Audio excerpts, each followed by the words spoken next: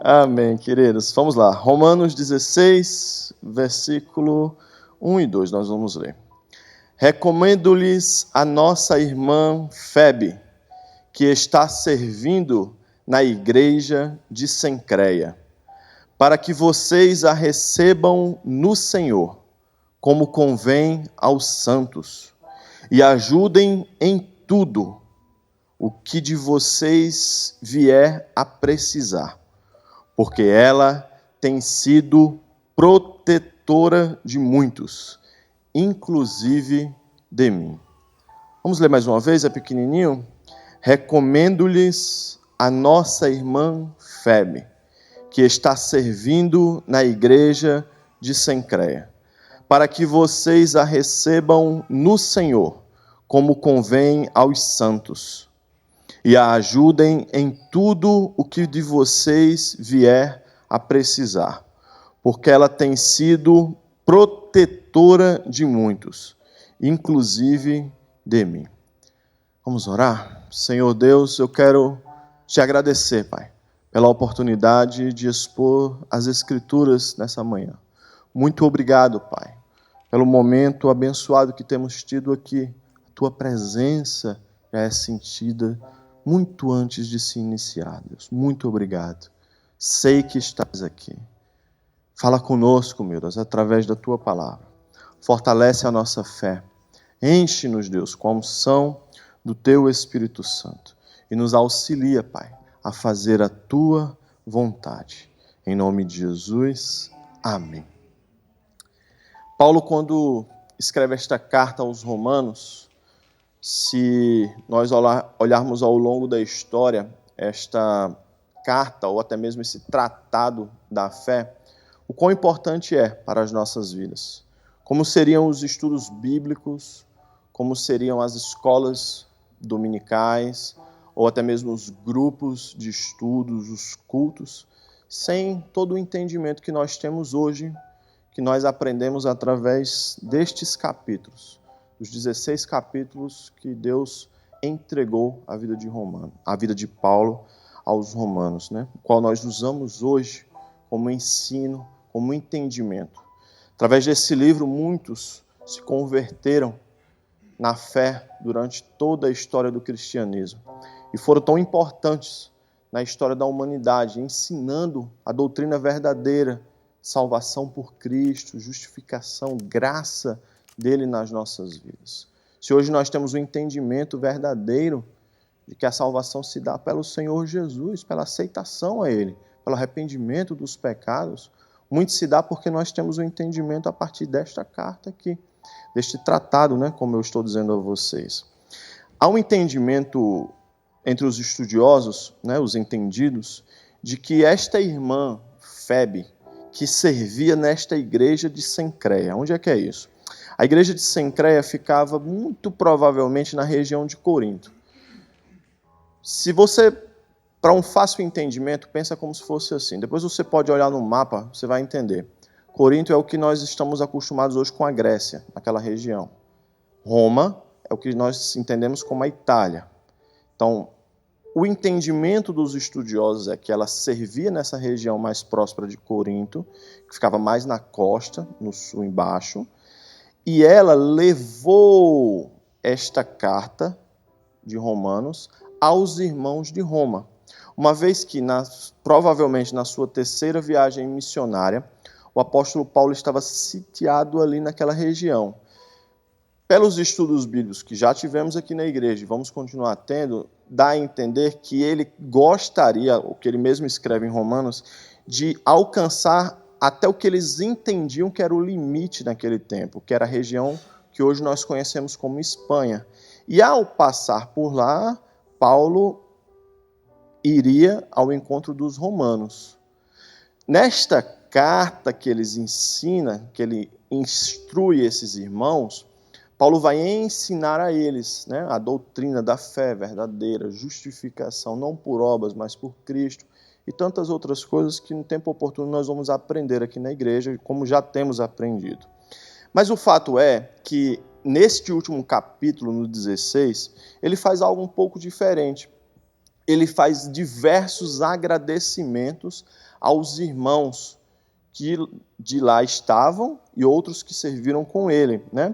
Paulo menciona 27 pessoas nesse capítulo, homens e mulheres que exerceram com ele ativamente a sua missão, que ele tinha, o seu ministério apostólico, né?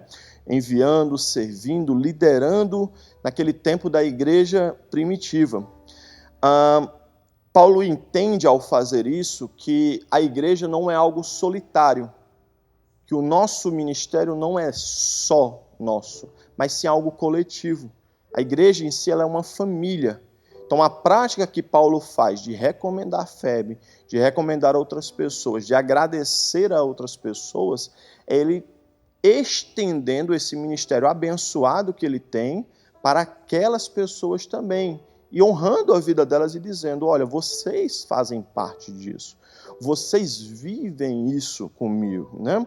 Não vivo uma jornada solitária, mas coletiva com vocês. E isso é importante, porque ele mesmo escreve em Filipenses, no capítulo 1, do versículo 3 ao versículo 5, ensinando, quando ele diz a esses irmãos que auxiliaram ele nas dores do ministério, servindo a ele até financeiramente para a chamada missionária que ele tinha, eles explicam a esse irmão dizendo, olha, ele fala aos irmãos dizendo, eu dou graças ao meu Deus por tudo o que eu lembro de vocês. Então, todas as vezes que eu me recordo de vocês, filipenses, de tudo que vocês fazem, eu dou graças a vocês. E tudo que eu faço com alegria. Eu não me recordo com tristeza desta igreja, eu não me recordo com tristeza deles, mas sim com alegria.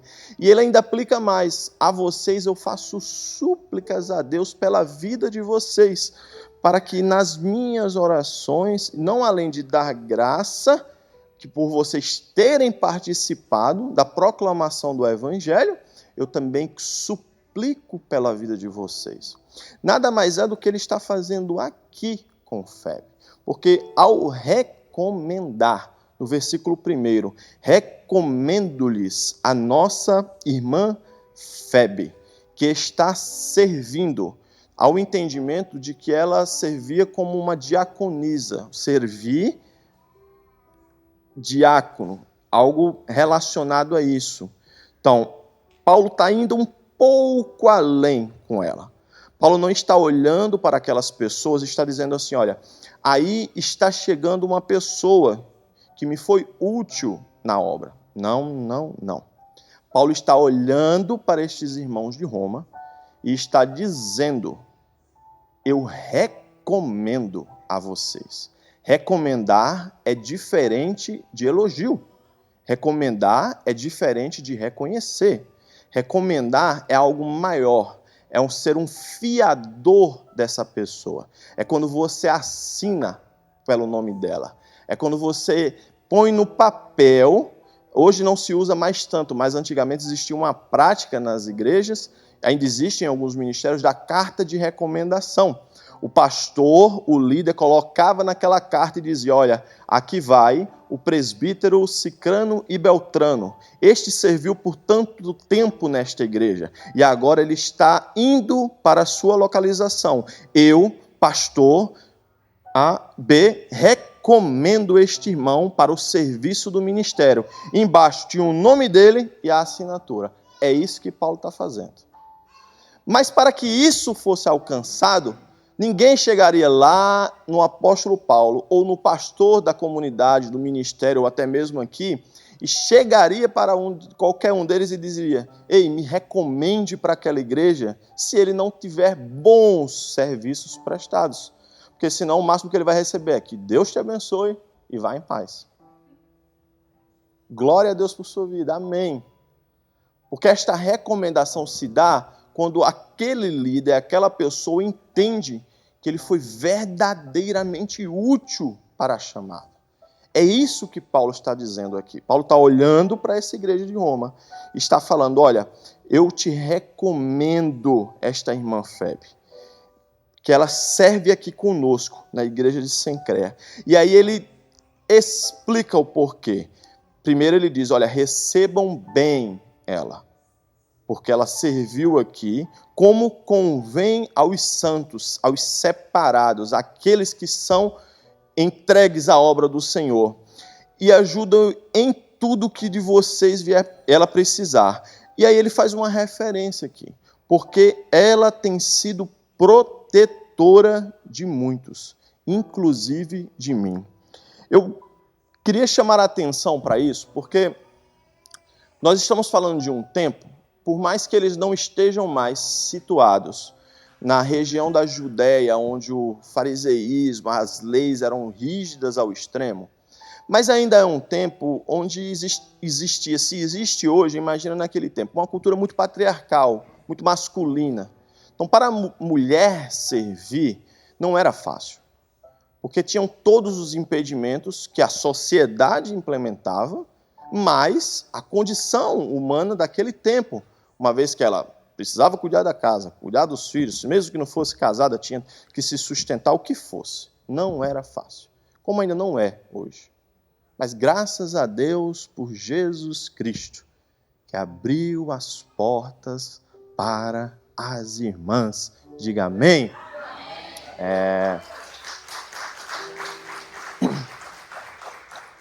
Mas Paulo está indo um pouco além para esta senhora.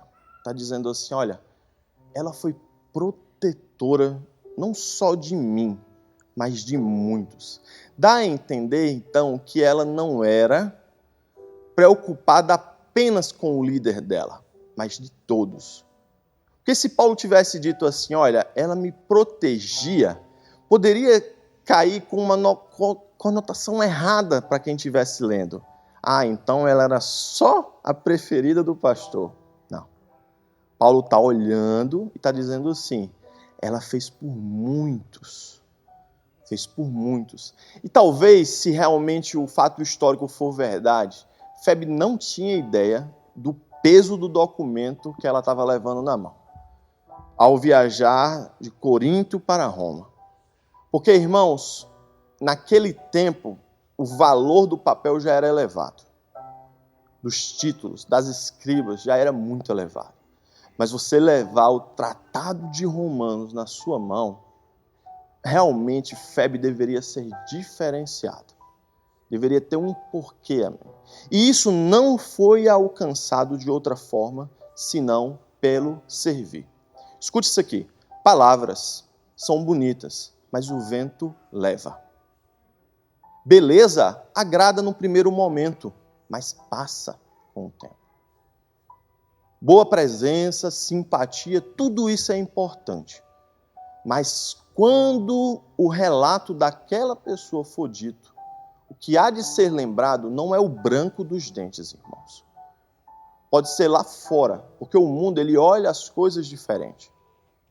Mas na igreja, no servir com Deus, o que conta na vida de uma pessoa, preste atenção, não confunda. Nós não estamos falando de salvação, de pagamento. Nós estamos falando de servir. Vamos entender o contexto aqui. O que conta são as obras realizadas por ela e para quem foram realizadas. Paulo deixou isso claro quando disse, não foi só a mim que ela auxiliou, foi a todos, foi a muitos. Sabe por quê, queridos? Porque o servir não é fácil. Eu não vou enrolar, não vou mentir, não gosto de arrodeio. Quem me conhece sabe que eu gosto das coisas claras. Não é fácil servir a Deus. Não é fácil servir na igreja. Você está tratando com pessoas. E pessoas pensam diferente. Elas têm visões de mundo diferente. O que eu penso de uma forma, outra pensa diferente. Até que você consiga achar um meio termo, irmãos. Queridos, eu não concordo, tem coisa que eu não concordo nem comigo mesmo. Eu olho assim e digo, rapaz, pelo amor de Deus, tanto tempo ainda está nisso? Imagina com o nosso irmão que está do lado. Uma vez que nós entendemos que servir não é fácil, servir requer um esforço maior, nós precisamos entender para que nós estamos servindo e para quem nós estamos servindo. Febe, escute aqui, Febe servia, quem já ouviu o nome Cencreia? Nada. Não era uma igreja conhecida. Então Febe não tinha percepção de que iria servir apenas em lugares onde lhe davam palcos. Febe servia em um canto desconhecido. Ninguém sabe quem é Sencréia, porque, preste atenção, quando Deus quer honrar, quando Deus quer levantar, não é a cidade que Ele honra, não é o lugar que Ele honra, é você. O canto que você está vai ser honrado não porque é este lugar, mas porque Deus fez na sua vida.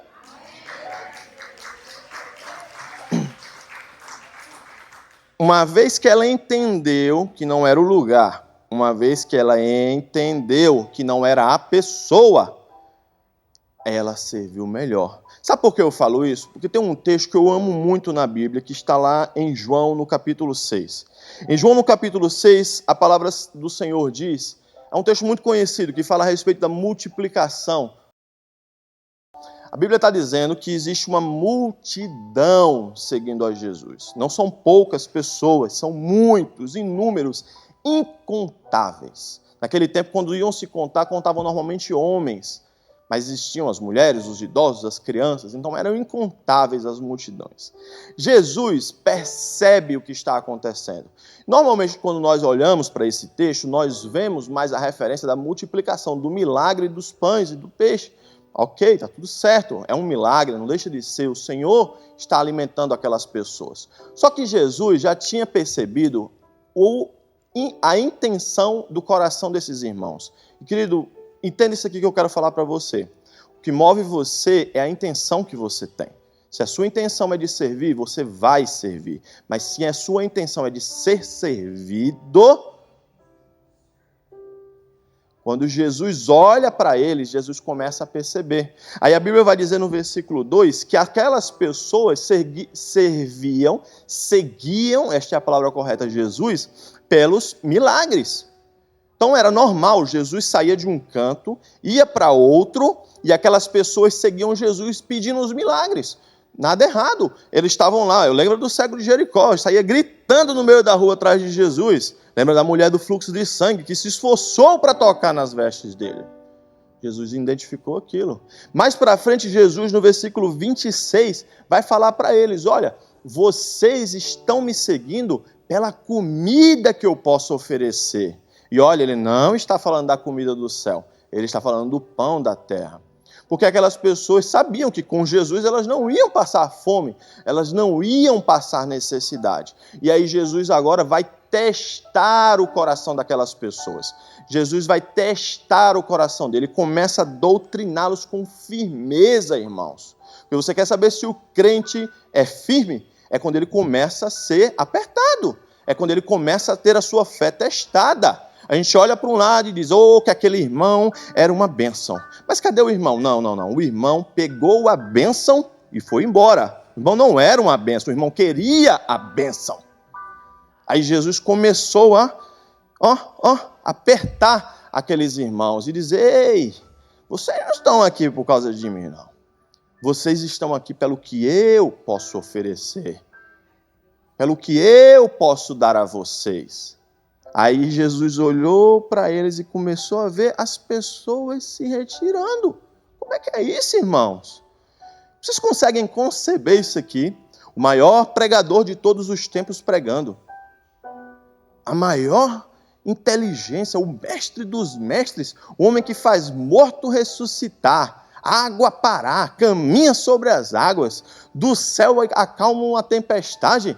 As pessoas estão indo embora enquanto ela está falando? Não faz sentido. Não faz sentido. Por que não faz sentido? Porque elas estavam ali não por Cristo, mas pelo que Cristo poderia oferecer a elas. Pelo que Cristo podia oferecer a elas. Na igreja, irmãos, nós vemos todo tipo de público. Você vai ver pessoas derramadas na presença do Senhor.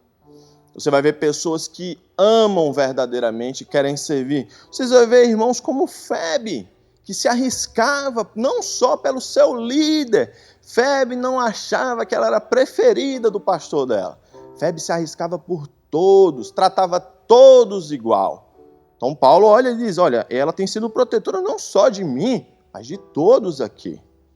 Febe usava os recursos que tinha, mas agora nós vamos ver pessoas também que estão pelo que a igreja pode oferecer para ela. Escute isso aqui, não estou falando dessa igreja, quando eu falo igreja, é toda a igreja. Tem pessoas que estão na igreja pelo que a igreja pode oferecer para ela, pela condição social, pela honra diferida a ela. Por isso que tem pessoas que quando recebem cargo, recebem algo a mais, elas se perdem, porque elas não estão prontas para aquilo. Elas não receberam aquilo bem, não fez bem para elas ter poder. Porque se antes elas eram simpáticas com todos, agora elas não são mais, porque elas estão num status alto. Quem nunca conheceu aquela pessoa, irmão, que quando era pobre era uma alegria, quando ganhou dinheiro ficou horrível? Todo mundo já viu isso na vida, uma vez na vida, porque aquilo não fez bem, ela não estava ali por isso. A igreja, o cristianismo, preste atenção nisso daqui, não é escada para ninguém melhorar de vida. Altar, liderança, cargos, não é status social, é lugar de serviço. Jesus fala com os discípulos lá em Mateus, no capítulo 20. Está ensinando aqueles irmãos tudo o que está passando. E aí chega a mãe de Tiago e João, os filhos de Zebedeu.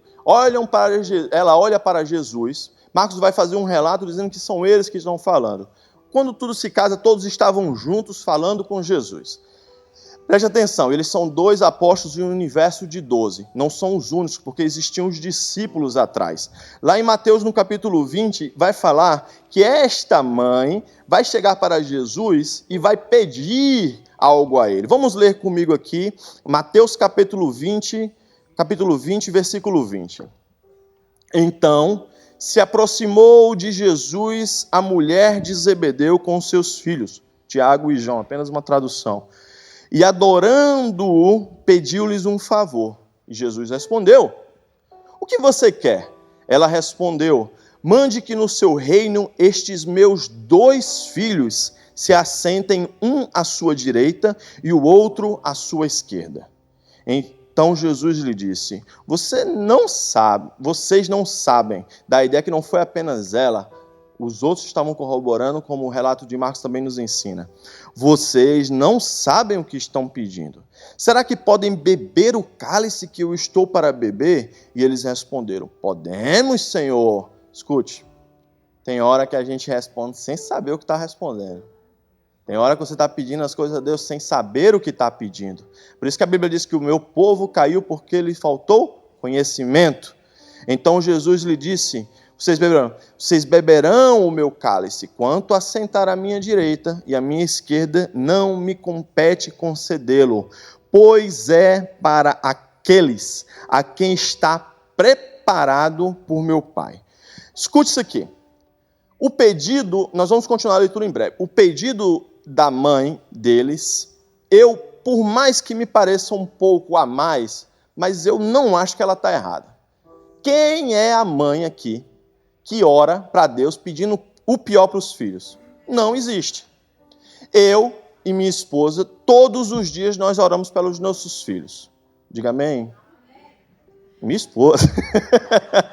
Todos os dias. Eu nunca pedi para o meu filho ser o segundo, o terceiro. Não lanço palavras negativas sobre ele. Não falo o que não devo falar. Quando já fiz, entendi, me arrependi e reconsiderei. Para meus filhos vocês serão bênção. Vocês prosperarão, servirão, alcançarão lugares altos. Eram homens de Deus. Oro pelas esposas que terão um dia, pelo ministério, pelo servir. A gente quer que nossos filhos sejam médicos, advogados, juízes. Vai ser homem de Deus. Vai servir a Deus. Vai temer a Ele. Vai aprender da palavra e vai ser útil no reino. Esta é a oração que você deve fazer para os seus filhos. Ela não está errada, no meu entendimento. Só que preste atenção. ela está pedindo algo para os seus filhos. Porque naquele tempo havia um entendimento da tradição que eles viviam. Por isso que muitos rejeitaram a Jesus, irmãos. Eles não viam Jesus apenas como um libertador espiritual de Israel. Era algo também político. Então o lugar da direita e o lugar da esquerda é um lugar de muita honra. É um lugar na igreja como uma diretoria, alguém muito forte, alguém que tem a palavra dele, se não for atendida, é muito ouvida. Eles estão olhando, ela está olhando para dizer, é isso que eu quero para os meus filhos. Já que eles não podem ser o Senhor, que sejam do ladinho. Eu não consigo achar erro aqui no pedido dela. Aí Jesus olha para ela e diz, não me compete. Não é minha parte. Eu vou concluir isso aqui, só que Jesus olha de uma outra perspectiva agora. Vamos olhar isso aqui de uma outra perspectiva. Do lado estão os outros apóstolos. E eles escutam. Olha aqui, olha o que a Bíblia está dizendo. Olha. Quando os outros 10 discípulos, apóstolos, algumas versões, ouviram isso, ficaram indignados. Chamando-os para junto de si, disse, com os 2 irmãos, eles se indignaram. Deixa eu falar algo para você. Você que serve na igreja, ou você que já deixou de servir na igreja, ou que já fez um dia, ou que quer fazer algo um dia, você nunca se indignou com o que o seu irmão fez? Ou o que ele falou de você? Claro. Mas a Bíblia vai fazer o relato de que os outros 10 apóstolos deixaram de servir a Cristo por causa desses 2 que pediram isso? Não. Porque quando nós deixamos de fazer algo para Deus, pela atitude do nosso irmão, nós estamos dizendo para Deus, eu não estou aqui por causa do Senhor, eu estou aqui pelo que meu irmão é.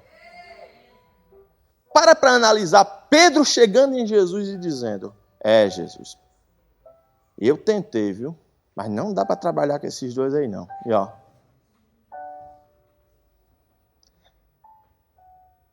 já pensou o dia do Pentecostes e Pedro não fosse o pregador do dia? Já parou para pensar? Talvez o próprio João aqui. Vamos olhar em uma outra perspectiva agora? Aqui está João. Se João recebeu uma negativa de Jesus, olhasse para Jesus assim e dissesse, Jesus, dá não, viu? Que história é essa de que o Senhor concede tudo que a gente pede? Cadê? Vou embora. Aí ficou a revelação do Apocalipse. Irmãos, quando nós dizemos para Deus que nós não faremos algo porque a pessoa que está do nosso lado, que fez algo contra nós ou algo que a gente não gostou, nós estamos olhando para Deus e dizendo, não estou aqui por causa do Senhor. É fato isso. Eu não vou para a igreja no dia que aquele irmão está. Eu não gosto no dia que fulano prega. Eu não gosto no dia que cicrano canta. Eu não gosto no dia que fulano está na salinha. Eu não gosto no dia que fulano está fazendo não sei o quê. Que evangelho é esse? Que evangelho é esse que nos permite parar de fazer as coisas para Deus porque A ou B está dentro ou fora? Irmãos, se eu parasse de fazer as coisas para Deus porque o que as pessoas falam de mim, eu não estaria aqui hoje pregando para vocês. As pessoas chegam para mim e falam, fulano está falando de você ali, ciclano está falando de você. Deixa eu ensinar 2 coisas para você aqui. Primeiro, quem hoje fala para você de alguém, amanhã vai falar de você para alguém. Segundo, quando a pessoa faz isso, fala mais dela do que de mim. Não olhe para o que as pessoas fazem lá fora. Olhe para o que nós fazemos aqui dentro. Essa é a diferença. Se os apóstolos deixassem de servir por causa do pedido aqui, irmãos, falaria mais deles do que do pedido. Mas Jesus está olhando para eles e está dizendo, então tá bom, vocês querem crescer? É isso mesmo? Vocês querem? Olha aqui, vou explicar para vocês como é que funciona. Versículo 26. Mas entre vocês não será assim. Pelo contrário, quem quiser tornar-se grande entre vocês, que se coloque a serviço dos outros. E quem quiser ser o primeiro entre vocês, que seja servo de vocês. Deixa eu explicar algo para você. Você não precisa de status para servir. E olhe para o meu testemunho. Por anos eu servi nessa igreja sem cargo. Por anos eu servi nessa igreja sem títulos. E isso nunca me fez falta. Nós devemos servir onde Deus nos colocou. Se Deus te colocou naquela portaria, é naquela portaria. Se Deus te colocou naquele computador, é naquele computador. Se Deus te colocou na salinha das crianças, é na salinha das crianças. Se Deus te colocou no altar, que seja no altar. Mas o que for fazer, faça o melhor para Deus.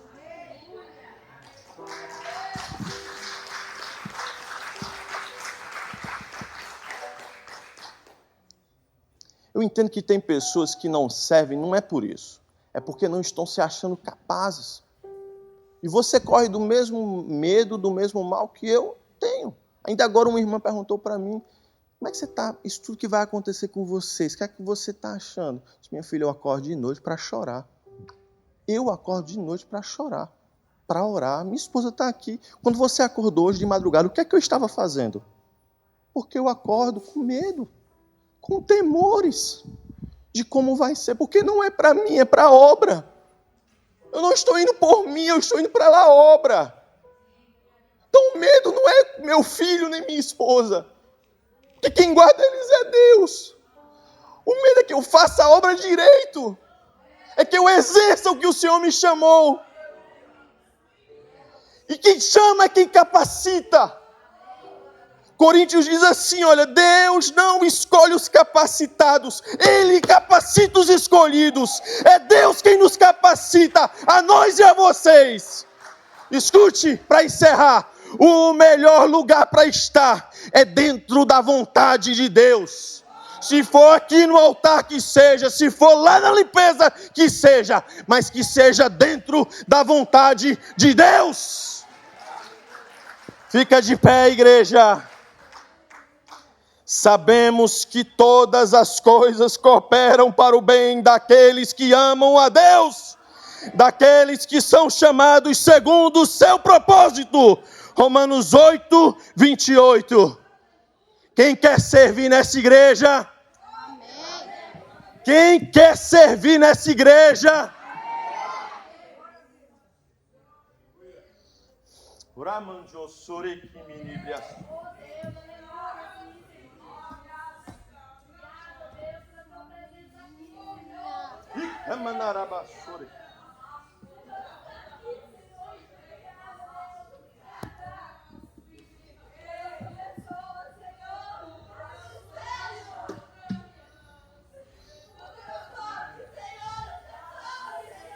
O vento do Espírito está passando aqui, capacitando quem quer servir. Levante as mãos para receber.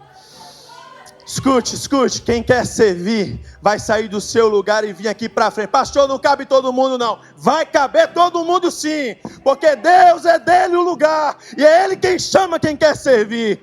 Vem servir, irmão, te ajoelha aqui, te desprende nos pés do Senhor, que hoje vai descer uma unção nova e de renovo na sua vida. Oh, aleluia! Ainda que pra te servir, Jesus, eu tenha que chorar. Te servirei porque comigo estarás. Sofrer contigo é bem melhor. Não olhe nem para a direita nem para a esquerda. É você e Deus. É o Deus que te enche. Oh Senhor, aqui está a tua igreja. Dispostos a servir, Pai. Enche-os com a unção, com a autoridade do Espírito Santo. Derrama poder e graça. Derrama unção e capacidade, dons e ministérios sobre a vida dele. Unção e profecia no nome de Jesus.